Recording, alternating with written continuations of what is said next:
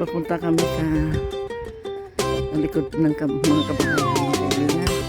Dito kami mag-exit pababa dyan sa likod. Dyan kami galing kanina, mga kaibigan. Ayan.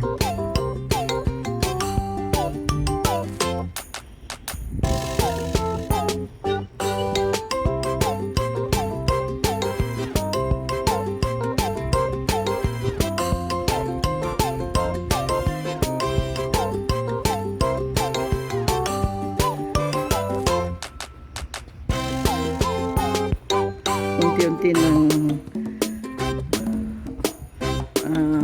umiikli ang araw, pero mahaba pa rin. Ang sunset ngayon ay 9:59 PM, pero nung kahabaan niya umabot ng 10:07 PM ang sunset, kasi ang susunod din dito sa summer, autumn, mga kaibigan.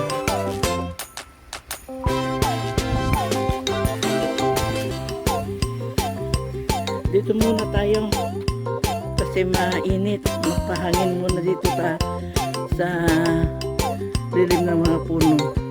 Dito, mga kaibigan, ang likuran ng mga kabahayan.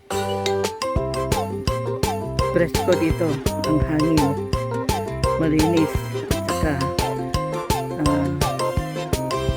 maraming lilim ng mga punong kahoy dito. Ayan, mga kaibigan, mahangin na, oh. Kahit mainit ang panahon, may hangin at saka malilim dito, maganda pa rin.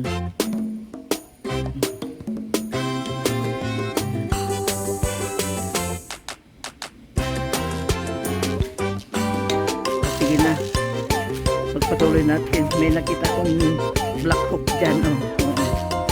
Mamaya, baring hindi pa mamaya pwedeng may airplane na dumadaan.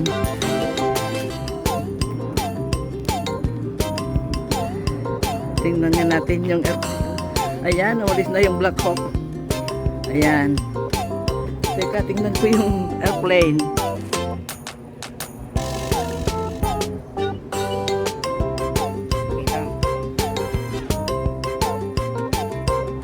Ayan, malayo na. Tingnan ko nga yung Black Hawk. Nasaan na yan?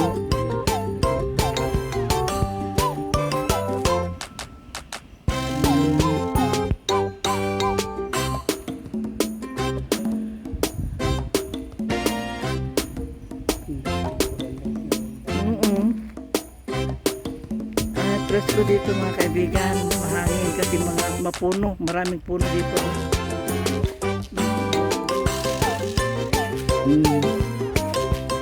May creek dyan sa baba. Doon.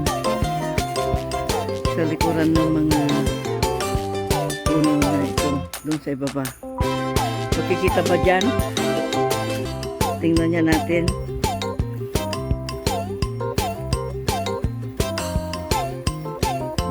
Hindi masyado. Yan. May creek dyan, mga kaibigan.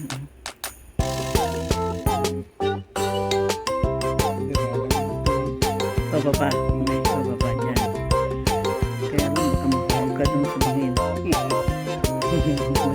na. Dito magandang hangin dito, mga kaibigan. Kahit mainit ang panahon, presko dito, may mahangin, oh. Yan.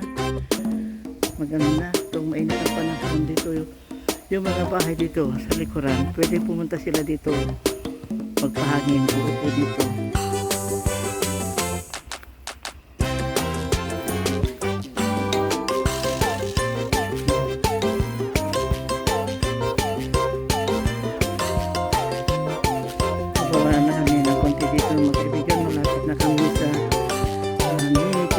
Park,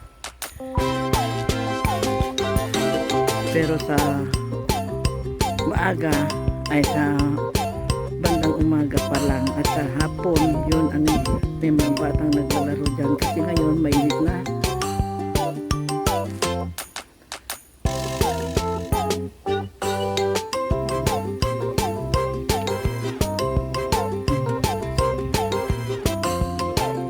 nandun yung bird. Yung blackbird. Teka. Oh, ayan.